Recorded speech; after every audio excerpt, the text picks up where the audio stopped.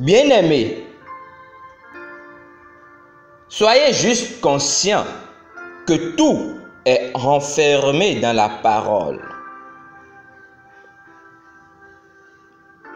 Le psaume 138, verset 2 nous dit: « Je me prosterne dans ton saint temple et je célèbre ton nom à cause de ta bonté et de ta fidélité, car ta renommée est accrue par l'accomplissement de tes promesses. » Amen.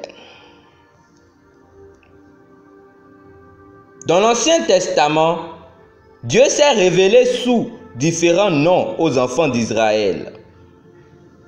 Génération après génération, ils l'ont reconnu par ces noms, car ces noms décrivent ou affichent son caractère.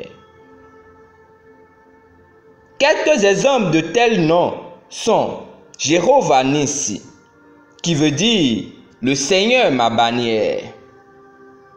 Jéhovah Ra, le Seigneur mon berger. Jéhovah Rapha, le Seigneur qui guérit.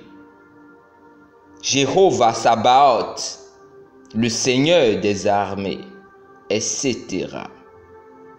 Cependant, notre verset d'ouverture dit qu'il a magnifié sa parole au-dessus de toutes les révélations de ses noms.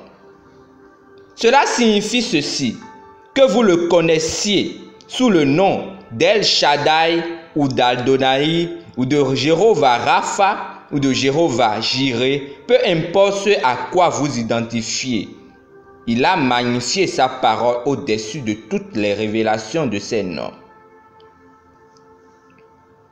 Ces révélations étaient limitées. Tout cela est renfermé dans la parole.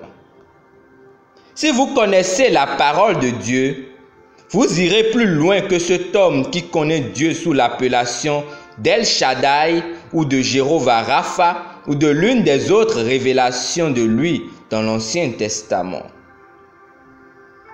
Jean 1, verset 1 dit: « Au commencement était la parole, et la parole était avec Dieu, et la parole était Dieu. »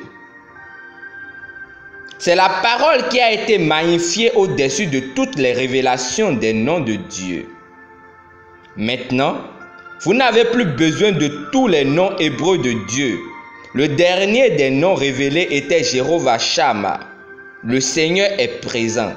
Et après cela, il a introduit Emmanuel, Dieu avec nous, ce qu'était Jésus au milieu de son peuple. Mais son désir était d'être en nous, à qui Dieu a voulu faire connaître quelle est la glorieuse richesse de ce mystère parmi les païens, savoir Christ en nous, l'espérance de la gloire. Colossiens chapitre 1, verset 27. Beaucoup de gens ont vécu dans la religion et n'ont pas reçu la réalité. Ils ne savent pas comment traiter avec Dieu. Le christianisme est quelque chose de vivant, une vraie relation avec un Père céleste vivant et son Fils Jésus par la personne et la puissance du Saint-Esprit.